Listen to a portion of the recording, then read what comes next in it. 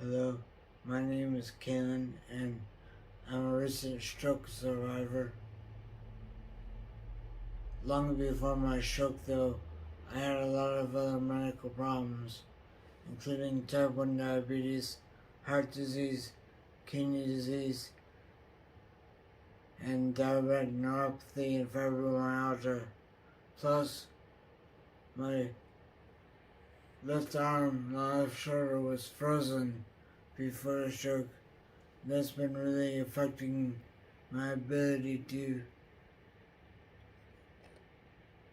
do physical therapy activities.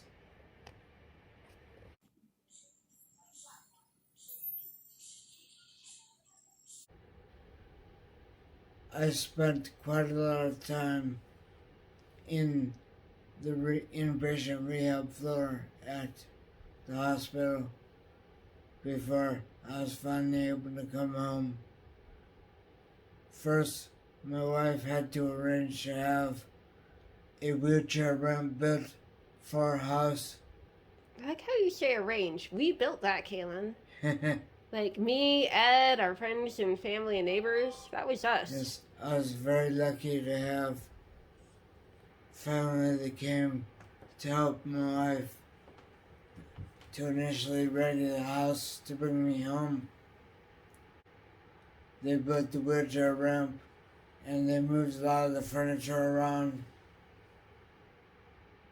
made room for a hospital bed that we rent from the hospital. It's actually an outside vendor. It's not directly from the hospital. Which I still use as my only bed because it has certain features that are better for me. Like being able to raise the back up so I don't lay flat, which could make my blood pressure in different parts of my body worse for me.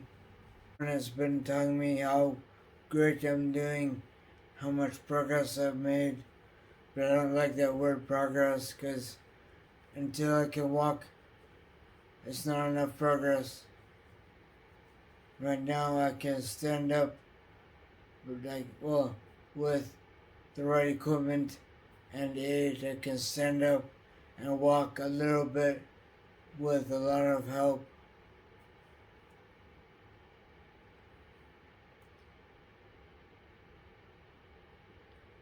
Can't think of anything else. What have you learned in speech therapy?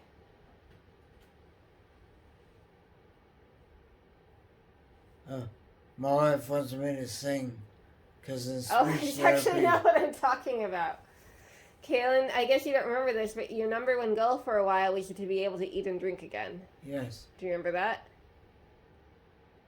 So, because of the ventilator they put me in when I first got to the hospital, they damaged my esophagus and my vocal cords.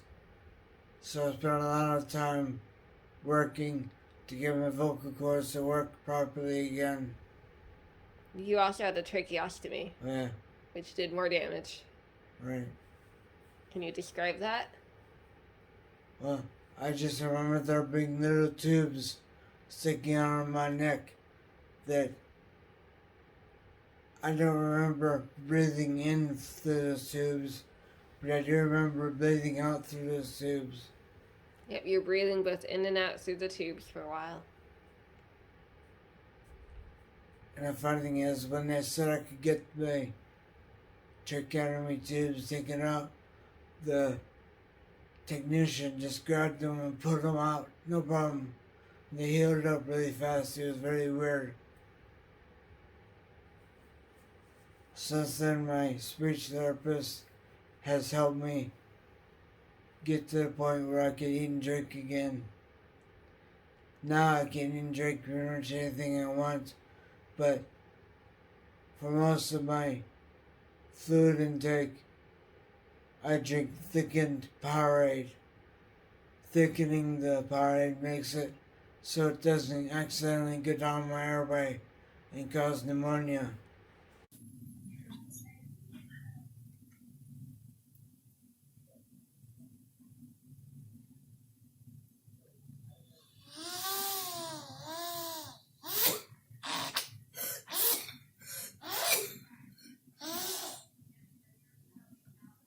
it spit out like that?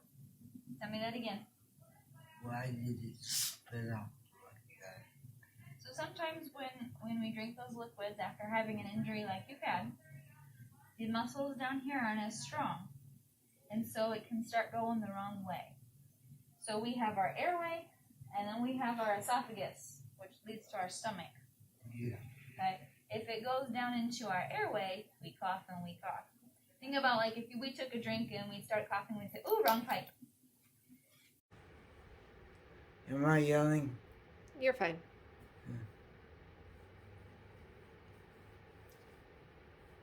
The latest thing was she's told me I should sing as often as I can.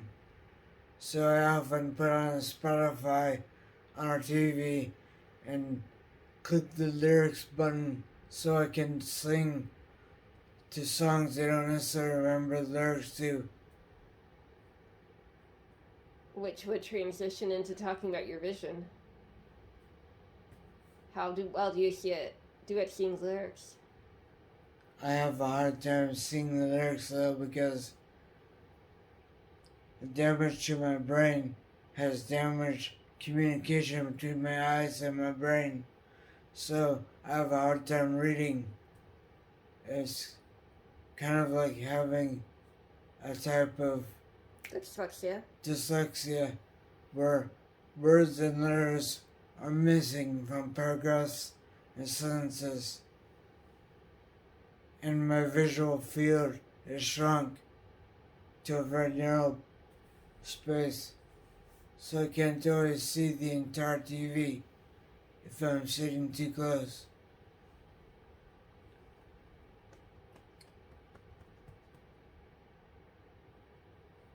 What else?